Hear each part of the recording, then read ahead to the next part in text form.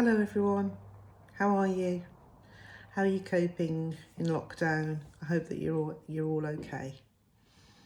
I know that we are managing really well actually. Like I said before, I'm really enjoying the peace and the time to take things more slowly and just appreciate little things. So we're okay. Now the last time I ended my vlog with a signpost that I wanted to talk about how you explain degenerative to a child. I think that's a really tricky thing for a parent. You know, it is hard enough bringing up children, and then you get thrown a curveball, something as serious as this, which you know is going to change their lives completely and may not even allow them a future. How do you manage that kind of truth into your lives? It's very difficult. You don't want to squash their thirst for life. You know, you want them to have hopes and dreams. You don't want them to be fearful. But at the same time, you're very aware that things are going to be very different for them. And I think for me, what helped me decide how to manage all of this was Krystie herself. You know, we have to listen to our children, don't we? And listen to what they're saying and how they're saying it. Listen to what they're not saying, the gaps they leave. And from that, we really get to know who they are as little individuals. You know, I've been blessed to have 5 children and they're all so very, very different. It's not one size fits all. Each child needs to be appreciated for who they are and treated in the way that's best for them. And so Krystie was always talking. We're a very open family, so she talked about everything to me, and you know, I was always as honest as I could be with her. And she knew that she'd been having lots of tests, and that we agreed that there was something wrong and that we needed to find out what it was. When I wrote my book, I really wanted the input of the rest of the family if they were prepared to give it. And out of the children, Krystie said that she would write some record some thoughts and feelings that I could use throughout the book. And one of my other children, Anthony, he said that he would write a chapter. And so I emailed off a set of questions to Krystie, very businesslike. She was about 16 at the time. And I asked her just to answer them honestly. And one of the questions I asked was, what did it feel like to find out that you had a condition? So just have a listen to what she wrote. Everything that she wrote, by the way, went into the book unedited. It went in as exactly as she emailed it back to me. And I just love the fact that I've got captured here her own words in her way, a little piece of her. Anyway, here you go. You know, it's hard to remember how I felt before we officially found out I had Friedreich's ataxia. Though I always had the feeling that there was something not quite right with me, ignoring the fact I've always been slightly mental. I think the first time that I felt something wasn't right was when I was 5 or 6. We were at an assembly, which is a religious meeting, and during the prayer I closed my eyes as normal, but when I tried to stand without holding on to something, I felt myself begin to wobble. I didn't feel at all stable. Strange, I thought, opening my eyes, wondering what on earth could be the matter with me. I closed them again. This time, however, I simply fell forwards. It didn't help that the convention was being held at Wolverhampton football ground because I nearly toppled over the chairs in front of me. It was then, right then, I knew something was wrong. Just a few weeks before, I'd been able to stand perfectly well with no support at all. So why oh, why couldn't I do it now? From then on, I started noticing things about me, subtle things that only I or a close member of my family could notice. For example, I couldn't rollerblade, but then some people find it difficult at first. I was a slow runner, but so was my mom, cheek. I found it impossible to balance when at the ice rink, but so did a lot of people. These types of things and a few more brushed aside each time they entered my mind, but always bothering me. That was Krystie reflecting on how she felt as a, what did she say there, 6-year-old, 5 or 6-year-old. If you imagine when I got her tested, she was 8. So given that 5 or 6 when she started to notice these things, all that time she had these thoughts that there was something wrong about her, that there was something a bit different. And that concerned me a lot, really, that our children can feel these things and not understand why. So I really did feel the only thing I could do was be honest and just talk to her about what this condition meant. That's not easy, because how do you tell someone? How do you tell someone who's got their whole life in front of them that it's going to be very different to what they imagine? How do you tell them without destroying their zest for life? It was really difficult, but I really just let her questions lead me. And she asked me a question, I answered it. And I answered it using language. I had to really think about the words that I used and how I put it. I wanted to be honest without being scary. And I let her build her jigsaw puzzle. I think that's the best way to explain it. Because children never want everything all in one go, do they? They build up a picture. So her questions led me to explain in bite-sized chunks what this illness was going to mean for her. For the other children too, they were varying ages. I'd got the 2 older boys, and then I've got Harrison, obviously, was a baby and oblivious. But for the older boys, there was that whole question of the fact that once we knew that Krystie had a degenerative condition that was driven by genes, that actually they could have the condition too. And because everybody who has Friedreich's ataxia develops it there's a certain set of symptoms that display, but they display to a lesser or a more prominent degree in each person. And they also can start very early or much later. Krystie was a child, and displaying. If you think that I had noticed that there was something not quite right when she was about 2.5, 3, then she'd started to display little symptoms very early.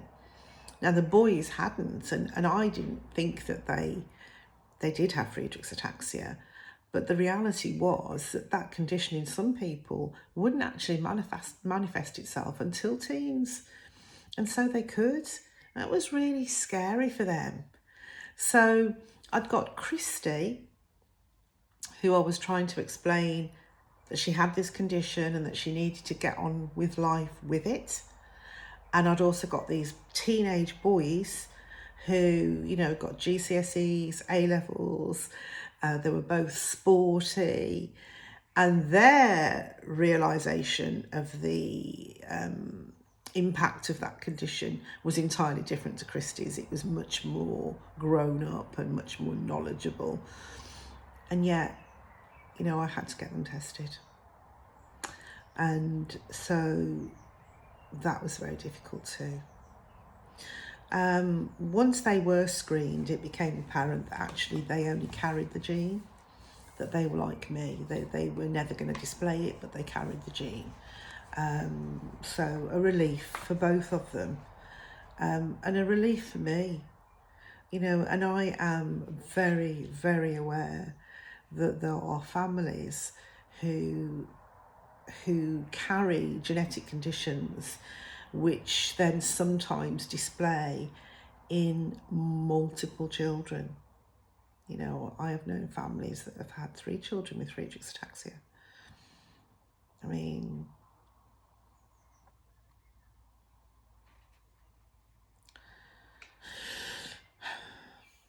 I just don't know what to say. You wouldn't pick a child to have it out of your children, would you? But would you prefer one to have it or all of them? The answer's very clear, isn't it? Your preference would be that no children suffer any kind of condition. But then if there is something in your gene pool that is going to come out, you would want it to hit the least amount of people possible. And so in our family, that happened to be Krystie. And that was very hard for the boys, her big brothers.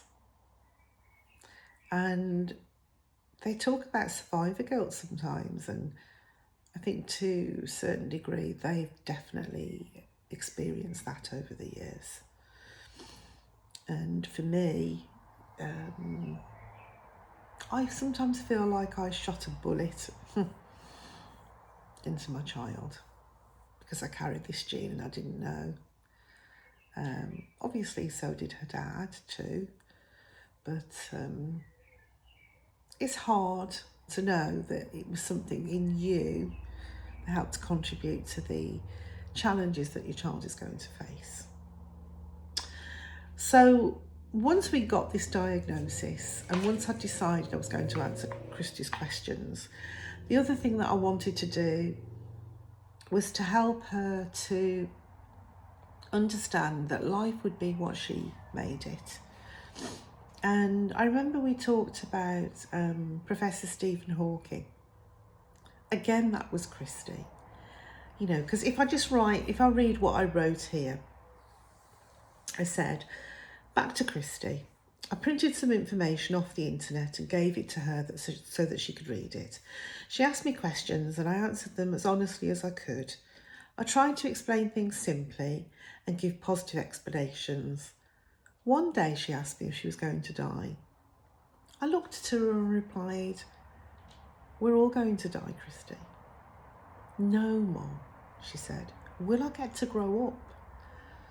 I took a breath and said that I didn't know for sure.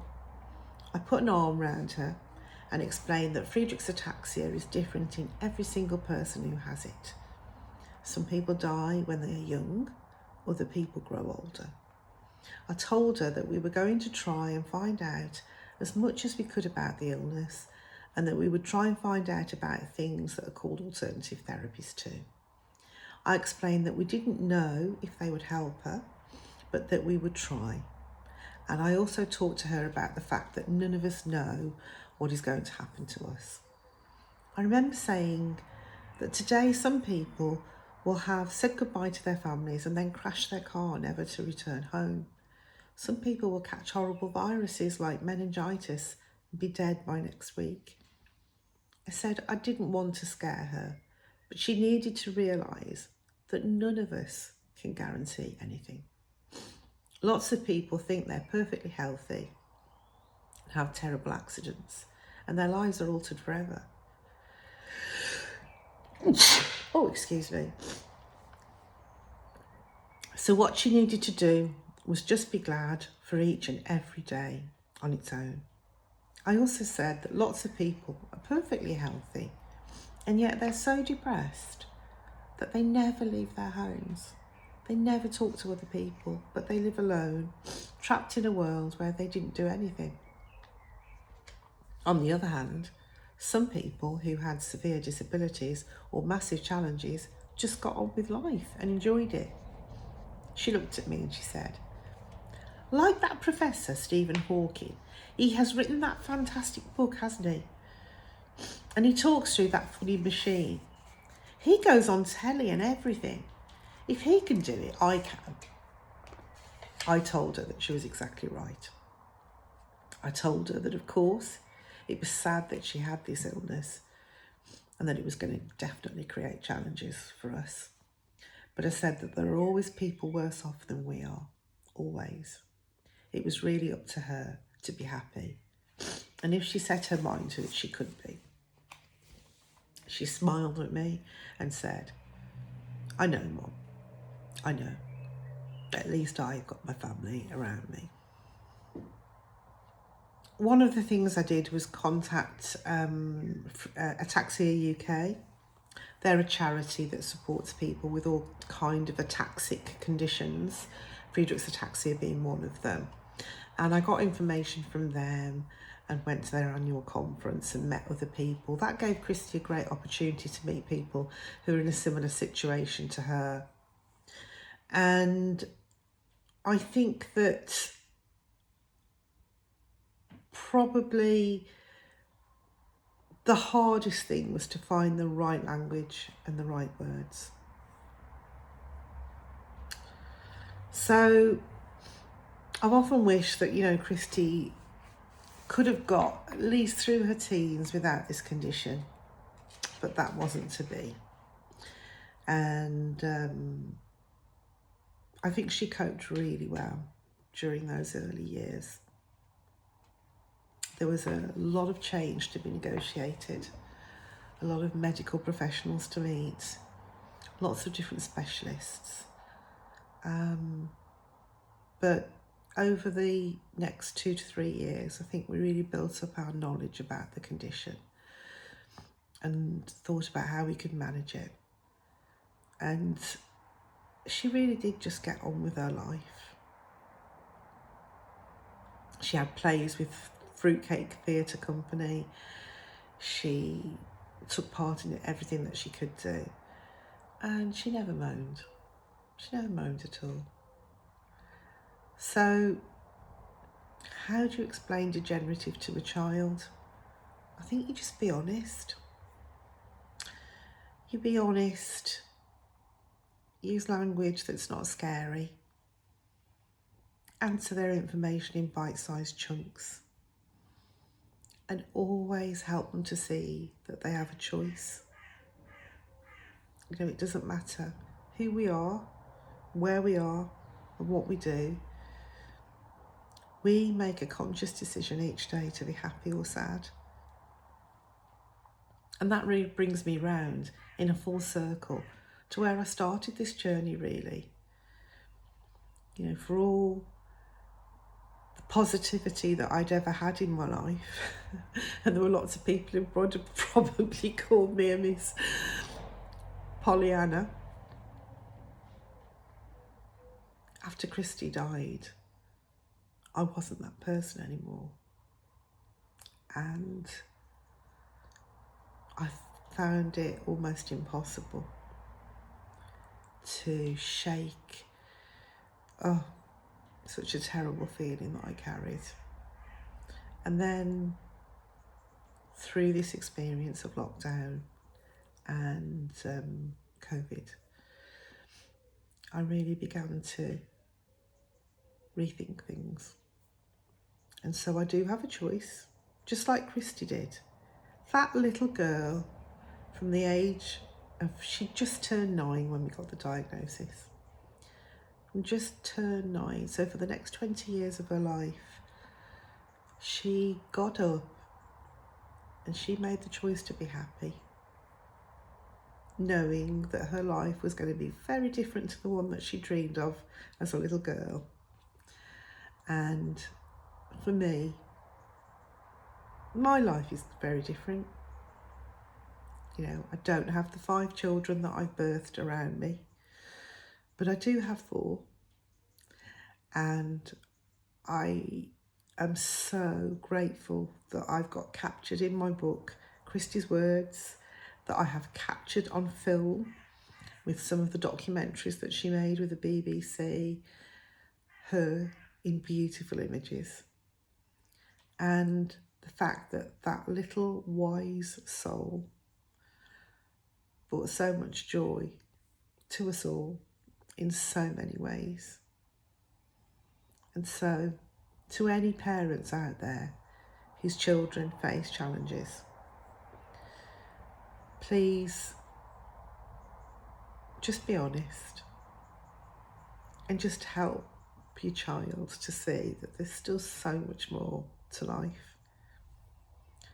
Look at the fantastic Olympians that we can see for inspiration.